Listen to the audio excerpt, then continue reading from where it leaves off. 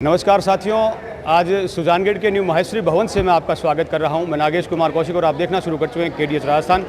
दोस्तों, किस तरह दो युवाओं ने जो सुजानगढ़ की माटी में जन्मे और उन्होंने किस तरह से जापान पहुंच करके उन्होंने जिस तरह से इंडियन फूड्स का बिज़नेस वहां पर स्टेबल किया है, अपने आप को स्थापित किया है एक टाइकॉन की तरह, वो अपने आप में काबिल तारीफ़ है। इसलिए इस इंस्पायरिंग वीडियो को बनाना ज़रूरी हो जाता है और ख़ास और भी जब हो जाता है कि जब इस तरह से जो जापान में स्टेबल होने के बावजूद यहाँ भारत में आना, भारत के किसी मेट्रो शहर में नहीं और सुजानगढ़ में अपनी मातृभूमि जहाँ से वो जाए जन्मे हैं वहाँ आना और अपनी शादी को वहीं पर एंजॉय करना, ये एक बहुत बड़ी बात है।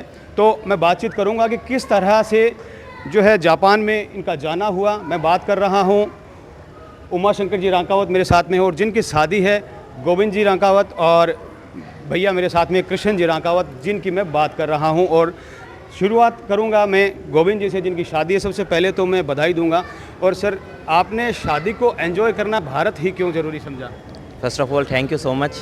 एंड शादी एक ऐसी चीज़ है, हम जिस जगह पे पैदा हुए हैं, जिस जगह पे हम पले बड़े हैं, और आज चाहे कहने को हम जापान में ज़रूर रह रहे हैं, हमारे लिए हमारी कर्म भूमि है जापान, लेकिन जो मिट्टी की खुशबू और जो मिट्टी से हमारा जुड़ाव है, जो हमारे लोगों के साथ, हमारे सुजानगढ़ वासियों के साथ जो अपनापन है, जो प्यार है, वो हमें दुनिया के किसी भी देश में, दुनिया के किसी भी कोने में हमें नहीं मिल सकता। तो हमें अपना एक मेमोरेबल दिन जिसको हम बहुत ख़ास तरीके से सेलिब्रेट करना चाहते हैं, तो हमने यही उचित समझा कि हम अपने परिवार के साथ, हमारे मित्रगणों के साथ और हम उस कुटुंब के साथ जिसमें हम पले बड़े हैं उनके साथ ही इसको एंजॉय करें तो काफ़ी बेटर रहेगा। बिल्कुल, आप भावनाएं समझ गए। तो अब मैं थोड़ा सा उस जानकारी तक भी पहुंचने की कोशिश करता हूं कि किस तरह से ये फैमिली जापान पहुंची। और ये देखिए पूरी विद फैमिली हैं और जो जापानीज़ फ्रेंड्स भी मेरे साथ में इस कार्यक्रम को ज्वाइन कर रही हैं। तो सबसे पहले उमाशंकर जी से बातचीत करूंगा। उमाशंकर जी, आपका जापान जाने का किस तरह से ये है, मैं तो इसको एक गॉड गिफ्ट ही बताता हूँ। कभी जीवन में कौन से साल में? मैं गया था 2000 में। अच्छा। तो वहाँ पे 4-5 साल सर्विस किया, फिर इधर वापस आया, फिर वापस गया। तो फिर मेरे बच्चे वहाँ पे स्टूडेंट वीज़ा के अंदर आए। अच्छा। और इनका पूरा सहयोग रहने की वजह से इनकी पढ़ाई, इनकी एजुकेशन मेरे इतने काम आई कि हम आज व्यापार की तरफ बढ़े और व्यापार बहुत अच्छा प्रोग्रेसिंग कर रहे हैं सारे। बिल्कुल, जापान में एक स्टेबल फैमिली से मैं मिलवा रहा हूँ। तो भैया से बातचीत करूँगा कि भैया आप कब गए?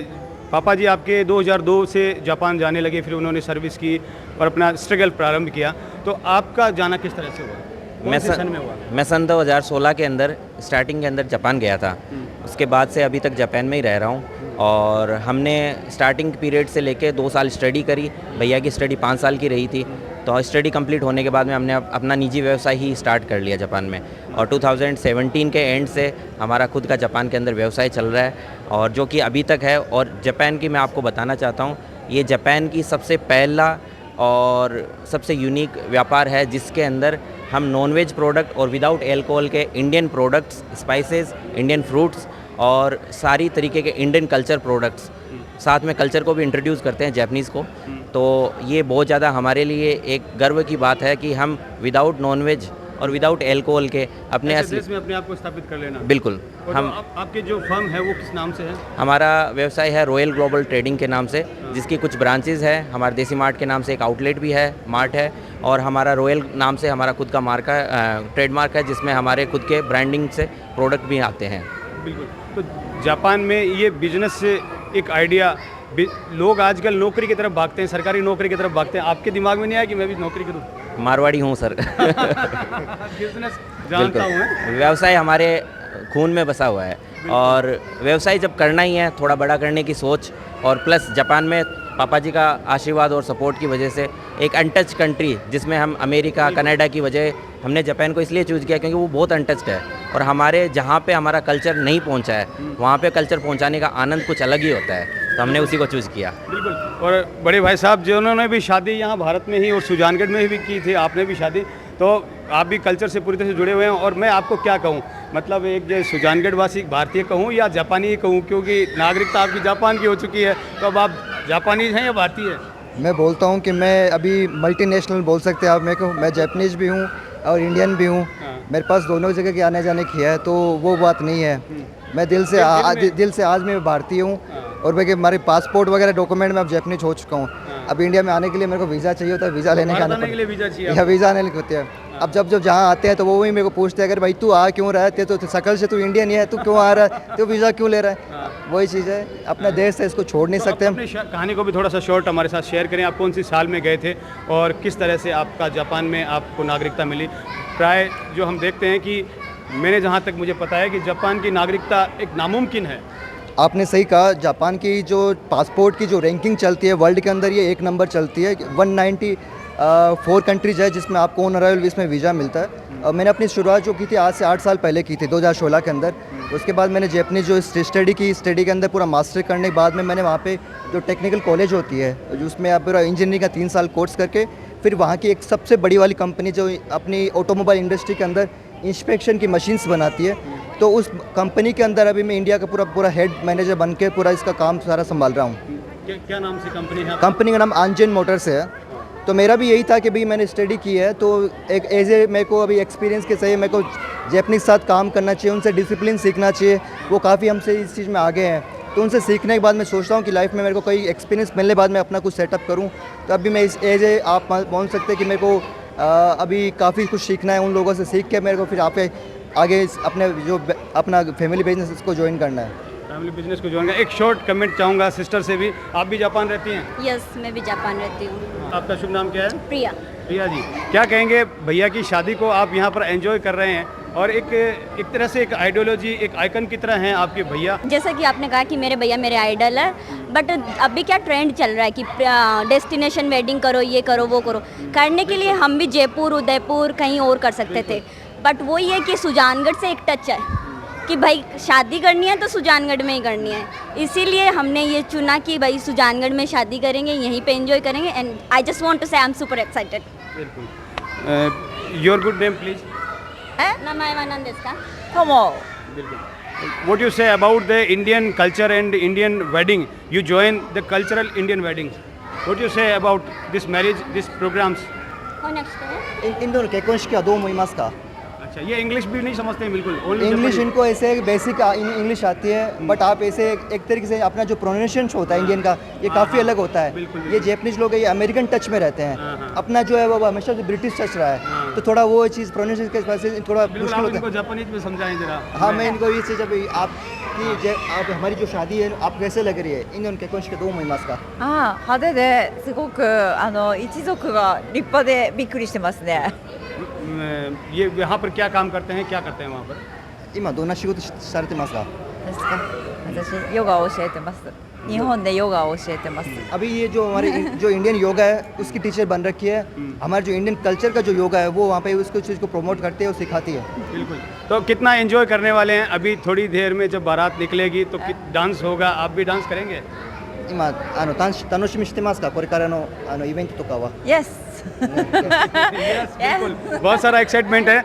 एक और मेरे साथ में जापानीज़ मेंबर है, उनका भी शॉर्ट एक कमेंट चाहूँगा। प्लीज़ आप जापानीज़ में इनको समझाएं कि ये किस तरह से जो है एंजॉय कर रहे हैं इस वेडिंग को, इस इंडियन कल्चर को। 日本インドのその文化とかその今の結婚式はどう楽しんでるか。どう楽しんでるか難しいね日本と全然違うところがすごく楽しいですね。日本は1日だけパーティーなので。 ये क्या पहली बार भारत आए हैं? First time in India? 日本に初めて来たんですか？インドにでしょ？インド。 first time? 違う。7回目です。それ英語で。何だい？7 times。 7 7 times। times। 7 times। तो what you say Indian culture के लिए? インドの文化はどう？いや大好きです。 You are also Indian looking, Indian traditional look में आपने साड़ी वगैरह पहना है? インドのサリとかとても似合ってる。ありがとうございます。嬉しいです。 बिल्कुल। और ये देखिए जापानीज हैं और बिल्कुल इंडियन कल्चर में रच बस गए हैं। आइए शुरुआत अब करते हैं उस एन्जॉयमेंट की, क्योंकि अब निकलने वाली है बारात और बारात में होने वाला है खूब सारा मस्ती धमाल। तो आइए हम भी शुरू करते हैं royal wedding of Sujangarh.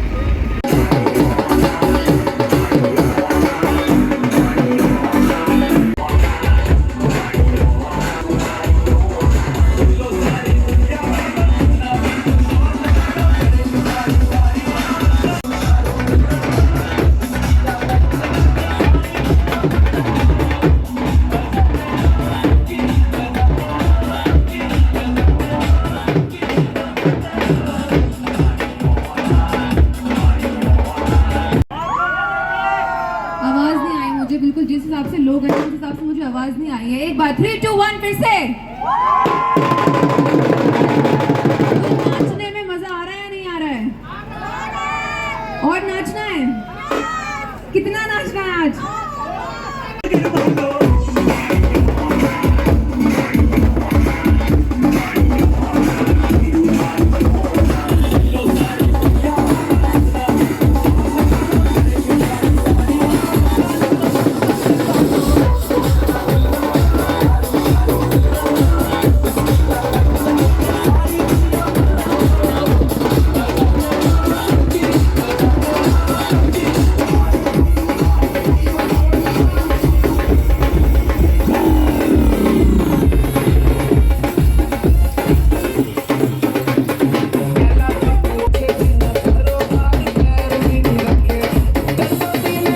Music